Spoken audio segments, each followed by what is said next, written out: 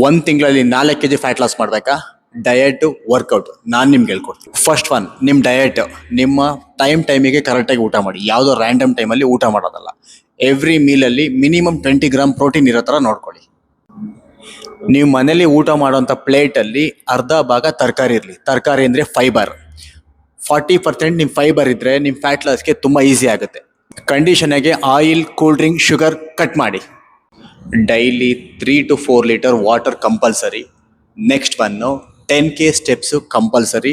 ನಿಮಗೆ ಒಂದೇ 10K ಸ್ಟೆಪ್ನ complete ಮಾಡೋಕ್ಕಾಗಲ್ಲ ಅಂತಂದರೆ ಮಾರ್ನಿಂಗ್ ಒಂದು 5K ಕಂಪ್ಲೀಟ್ ಮಾಡ್ಕೊಳ್ಳಿ, ಈವ್ನಿಂಗ್ ಸ್ವಲ್ಪ ಕಂಪ್ಲೀಟ್ ಮಾಡ್ಕೊಳ್ಳಿ. ನೆಕ್ಸ್ಟು ವರ್ಕೌಟು ವೀಕ್ಲಿ 4 to 5 ಟೈಮಲ್ಲಿ ಸ್ಟ್ರೆಂತ್ ಟ್ರೈನಿಂಗ್ ಮಾಡಿ.